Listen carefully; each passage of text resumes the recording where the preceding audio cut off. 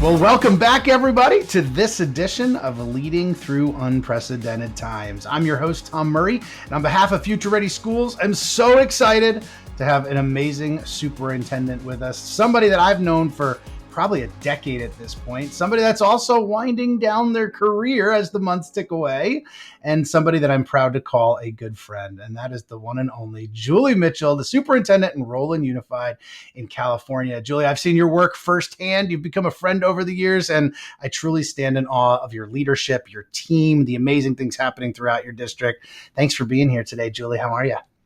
Absolutely. Thank you, Tom, for the opportunity. I'm doing really well. It's a pleasure to be here, and it is great to see you. It's always fun to connect. Always a pleasure. So listen, tell us a little bit, if you could. I'm very familiar. I've been in your district, but for those that across the country that are our listeners may not be familiar with Rowland, tell us a little bit about the demographics, the size of the district, and just where you serve. Certainly. So Rowland Unified School District is located in Los Angeles County, California, so Southern California. We have 20 schools. We serve a diverse student population, grades TK through 12 and adult. We have a really robust adult education program as well. We have 11,896 students approximately that we serve in the TK 12 grade span. We serve the city of Walnut, city of La Puente, city of West Covina, city of Industry, and unincorporated Los Angeles County. So multiple cities, very diverse student population. And we have an amazing staff that is here to meet each and every one of those students' needs. Awesome. Well, it's great to have you here today, and I certainly love your district and the work there. And having seen you work with your team, seen you in front of folks, having come to multiple Future Ready events over the years, when I think of you, one thing that comes to mind for me is leadership. And I know it's something that you speak about, something that you really value. There's so many facets to leadership and what makes high quality leaders, and just the work that you're leading and the way you model that and exhibit that. But talk to us a little bit about effective leadership, some of the components that you see around effective leadership and what you've tried to model throughout your career. Thanks. Well, I think first and foremost is being vulnerable, always being a learner, somebody that's willing to take a risk. I don't expect my staff or my students, my parents, or my community to do something that I'm not willing to do. And so I do take risks. I do share, missed that a little bit, made an error. We need to course correct here a little bit, be vulnerable. Also share the journey, share in the work that's taking place. Make sure that folks know your purpose, your compass, your why we're doing the work. For me, it's all about students. I genuinely and truly love what I do. And what I do is have the opportunity to serve students. My favorite place to be is in the classroom, in our schools, interacting with our staff, certificated and classified. So I think it's being visible, being vulnerable, being available, and never losing sight of your purpose. And for me, it's serving kids.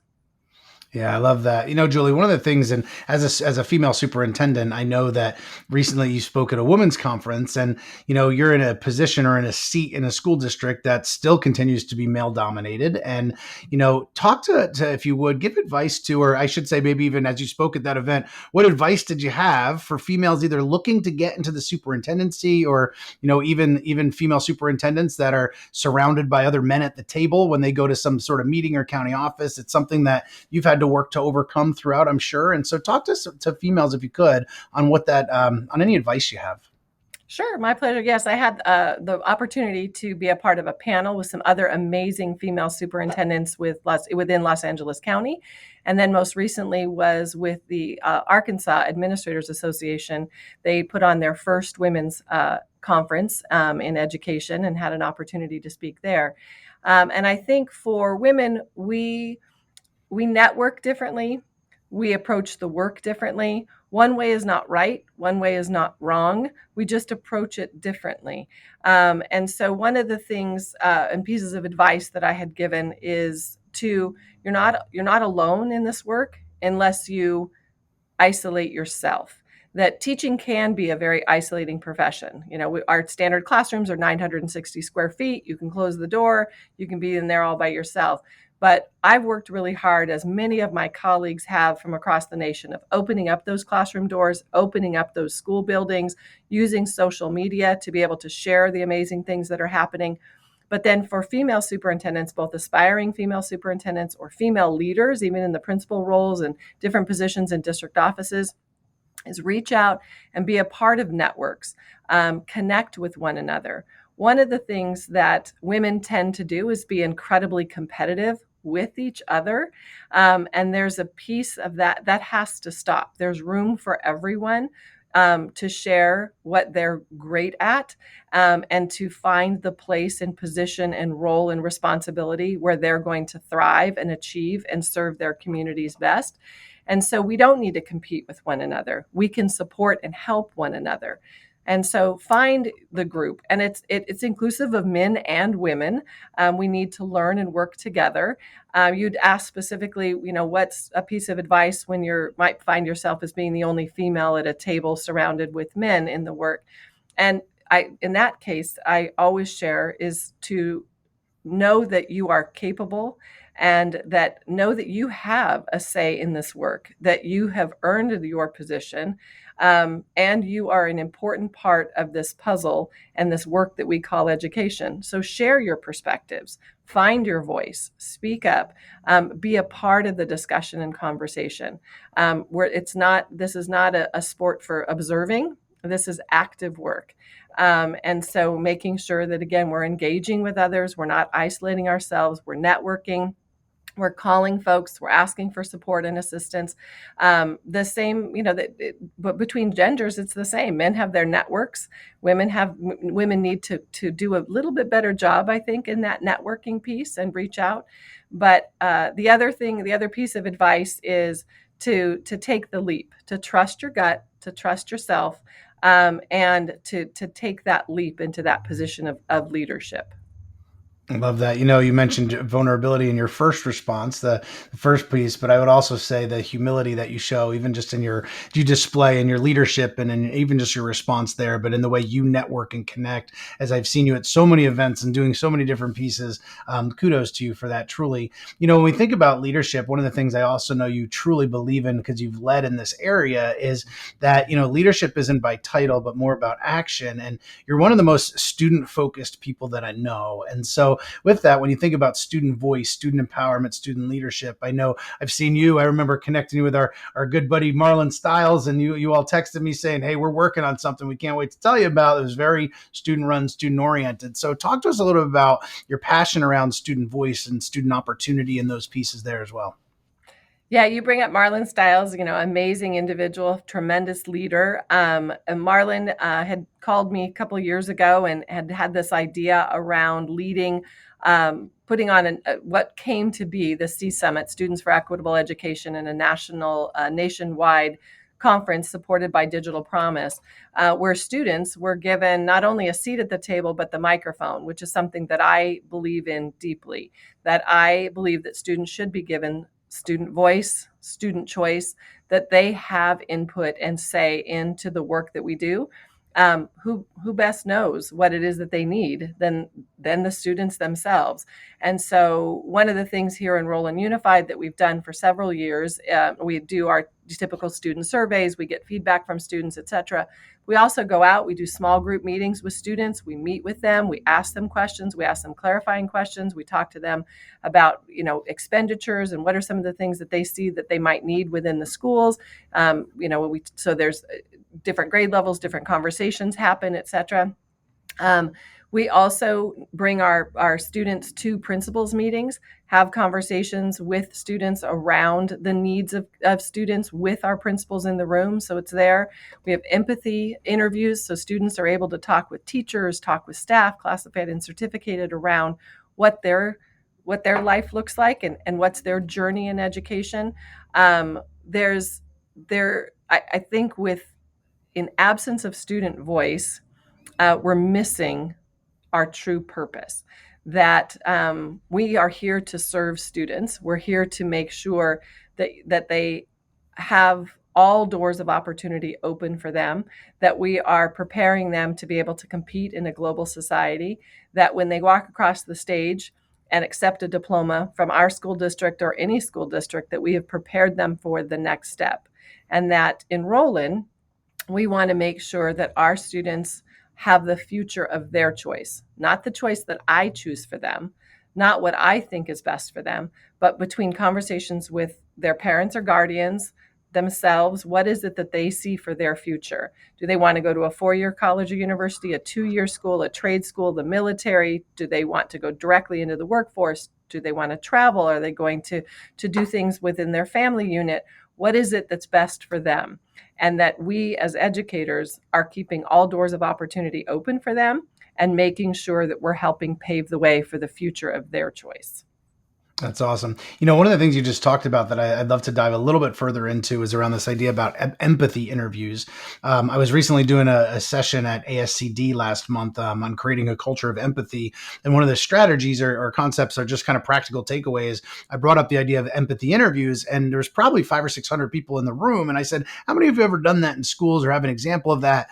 And actually only a handful of hands went up. But I'll be honest, it surprised me because it's such a great way to really get at the culture, get at where kids are at, what they're thinking in those pieces. So can you tell us a little bit, maybe for somebody that's listening to here saying like, I've heard of them, I'm not really sure what they are. What do you do with it? What does it look like? Talk a little bit about, if you could, what empathy interviews look like in Rowland or what you've seen, and then how they benefit everybody. Certainly. Well, there's a variety of different ways that you can do empathy interviews. One of the ways to do that is you work with a group of students. One of the things that's really important to me when I'm bringing groups of students together is that I have a cross section of our student population.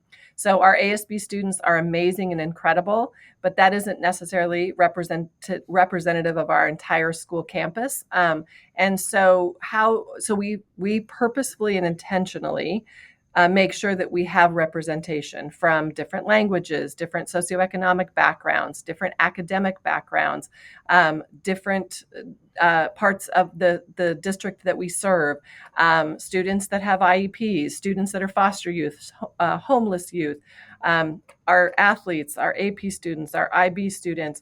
So bringing groups of students together. Then more specific to your question around empathy interviews is allowing students to be vulnerable. And so often that's in a smaller group setting while they are getting used to this. So it could be one-on-one, one student with one teacher or one staff member, could be two students with two staff members. And it just is an opportunity for students to tell their stories. And so we often will start with, tell us about what a typical day looks like for you.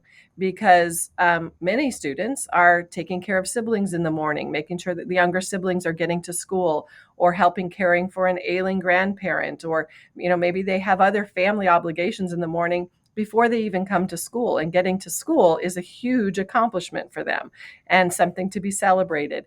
And then what does their school day look like? What does it look like after school?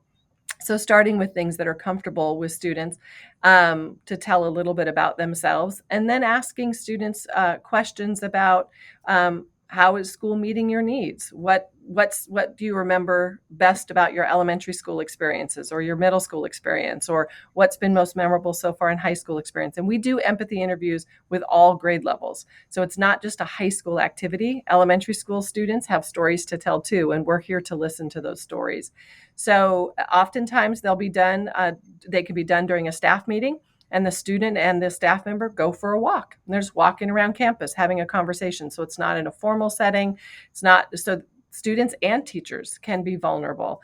I love it when teachers open up first, or staff members open up first and say, this is what my upbringing was like. This is what my day looks like. This is the things that challenge me. These are the things that I'm afraid of. These are the things that are concerning to me. So students often want to see adults be vulnerable first before they're willing to open up. You can also do some empathy interviews or empathy conversations in a panel setting. We have students here in Rowland that participate in conferences with our staff, and so they'll be in a panel setting with a room full of adults and be able to share their stories and so forth. So it can be one-on-one, small group, panel, larger setting, depending on what the culture is, what the climate is, what the setting is, and what the time is. But listening to and hearing from the students that we serve is priceless. Yeah, I love that. Thank you for diving further into that. I appreciate that. And I hope it gives some encouragement and motivation to all the listeners thinking about what it is that they, can do as just really practical takeaway type things. So let me ask you next. One of the things I've heard you say over and over, and I might goof this up, but is it care, compassion? I think there's one other piece and then content, right? You allude to I think it's at 4 C's or whatever. Talk to us a little about that, because as you're talking about empathy, student voice, as you're talking about all these pieces, it really gets to care and compassion and all those pieces. So talk to us a little bit about the phrase you use there and kind of why you use it. Sure. So it's care, compassion, connection, and then content. And so my expectation is that the adults in the Rowland Unified School District know students as people first and then as learners. That we do a variety of different things. We have the opportunity for care and connection activities in the summer, where staff are able to come back early and are compensated to come back early and do any type of activities with students that are not academic. They can have family picnics, they can have classroom tours, they can have a kickball game, they can do different activities at different grade levels, but it's not for assessments. It's not an academic setting. It is to get to know who they are as people. It's showing that care, showing that compassion, showing that connection. And so for me, knowing our students as people first and then as learners embodies that care, compassion, connection, and then content. Students feel comfortable in the setting. They get to know the adults that are around them as people as well. And then they're able to address content, because, the adage of, they want to know that people care about them and that people are there to support them. Our students recognize that, and that it isn't all about, that first day of school and you're going through the syllabus and all the rules and all of those things. Like you're famous for coining that phrase, what are you going to do that are going to have students, I'm going to botch it a little bit, but what are you going to do to have students running back on day two? What's your day one going to look like? So they're excited to return for day two. And as well as I do, and you've said it, and I've heard you say it several times, it's not about rules and it's not about a syllabus. And so it's building that, showing that care, building that connection, being compassionate, and the content will come. Absolutely. Seeing students as people first and not just data points and test scores, right? And that other piece, it's not that the other piece isn't important. Of course it is, but it's also not an either or, and making sure that we're balancing seeing them as children first or as individuals first. So another thing that I really appreciate about your work is your role in family engagement and just recognizing the importance of family engagement and what that can look like, and do everything you can to keep them involved, at the youngest stages all the way up through graduation. So what does that look like? What are either some strategies or some things you do around family engagement to support your district? Sure. So we, a long time ago, we have really embraced innovative learning for all. And innovative learning for all means, yes, our students, our staff, but also our parents and our community. So we do what many school districts do across the nation. We have parent nights, and we'll have math night and science night. We'll have different parent education opportunities, etc. We also invite parents in as partners in the work, making sure that they know that they are very much a part of their child's education and that they know their children best. And so help us to know who their child is as a person as we're starting that school year and so forth. And when we're talking about care, compassion, connection, really reaching out and having conversations with parents as well.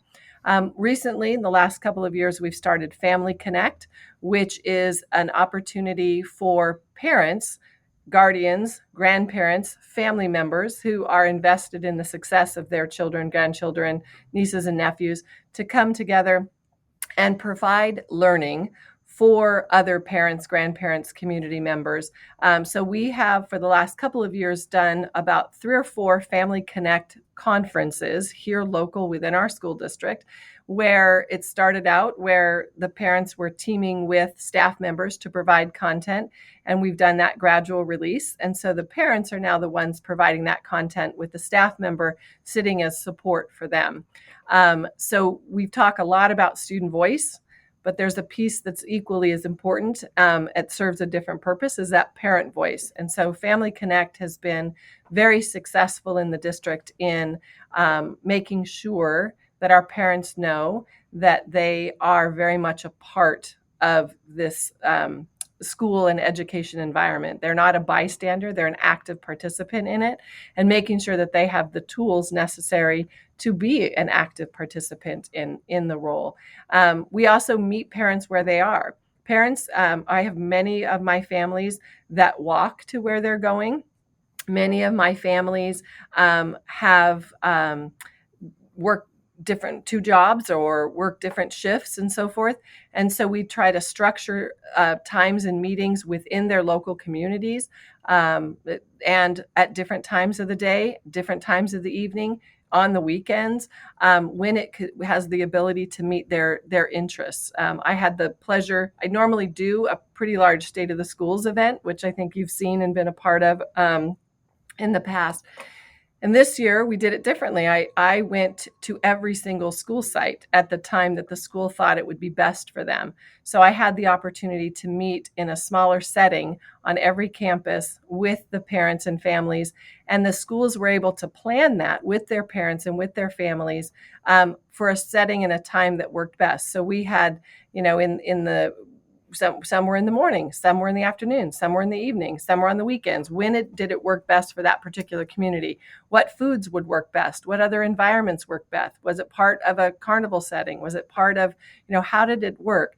So that we could meet them where they are, in a setting that wouldn't be intimidating to them, and just have a conversation about our promise to them as a district, what our guiding principles are, and the work that we're here to do together. I love that. And after going to 20 buildings, I hope you found some time to get some rest, because I'm sure you needed it after all that. But it gets to the heart of your willingness to truly do what it takes to serve your kids and serve your communities. Now, Julia, as we wrap this up, I found out a number of months ago that you're going to start winding it down here in your last year as a superintendent. And on one hand, I'm selfishly sad because I get to see you as a soup all over the place and do incredible work and look to you for your advice and your input and, in the work through Future Ready and all that. On the other hand, I'm excited for you because I know you're not leaving this space, and I know there's going to be some great things to come because you have so much to offer the community. But I'll preface all of that with saying my final question for you, as you reflect on not just this year, but just your tenure as a leader, there's so many folks out there that are really hesitant to either take a superintendency or maybe it's even take a principalship, the turnover in leadership, the political turmoil that's out there, just all the struggles. Let's just cap it that way. All the struggles across the nation that leaders are faced with today, sometimes dealing with society issues in the midst of their school or throughout their district. What advice do you have for school and district leaders or those looking to become school and district leaders on just as you move forward and you reflect, what advice do you have, or what would you give? What's a nugget you would give to them as they move forward in the work? Well, I've been incredibly blessed for 35 years in public education, doing what I absolutely love, 10 years as a superintendent in the Rowland Unified School District. I have had the pleasure of leading and working with incredible people. I have had the best staff members, the best students. It's been an amazing career. And it's a little bittersweet to retire, but you're right. I'm not leaving entirely. I'll have the opportunity to still hopefully engage and support aspiring superintendents or other aspiring leaders and so forth. But I think the advice that I have is be grounded in your purpose, know your why. That will become the compass for all that you do. And so for me, when I'm faced with a very difficult situation, it's obviously always best to find the win-win solutions, where everyone sees that they have a part of that solution or have been a part of that outcome. But there are times that may not be possible. And so when I'm faced in those situations, I recognize that I'm here to support students, I'm here as their voice in rooms and in settings where they may not be present. As much as I'm an advocate for student voice, we know they're not in every room and in every setting. And so I am the voice for them. And those difficult decisions come down to what's best for students. And it may not please everyone all of the time, but I'm put in this position to make sure that I'm meeting students' needs. And it's not mutually exclusive to not meeting adult or staff needs, but I need to make sure that I'm meeting the needs of students. I also would suggest, like, be vulnerable. I've said it before, be vulnerable. Don't be isolated in the work. Lean on one another. There are challenging times. There are some difficult circumstances, whether it be local to your school district, whether it be politics, whether it be, the climate of the times and so forth. But lean into each other. Don't back up. Lean into the challenge. Lean into your colleagues. Ask for help, and be present. Find the work that brings you joy, because that's what fills your bucket. Julie, you have been such an incredible friend to Future Ready over the years. You will be a tremendous loss as you step away from that district end, but I know they'll be in good hands with the team that you've built and the other people and the incredible work that's happening throughout your area. Thank you for the work that you've done. Thank you on behalf of Future Ready, myself as a friend, and even just education and all the kids that you've served throughout the years. It's very well done. And so that's Julie Mitchell, everyone. You can see why we had her on the podcast. Julie, you are incredible. We appreciate your time. Best wishes, and we know we'll be seeing you around after retirement. So thank you for being here today. We appreciate you. Thank you very much. It was my pleasure. It was great to see you.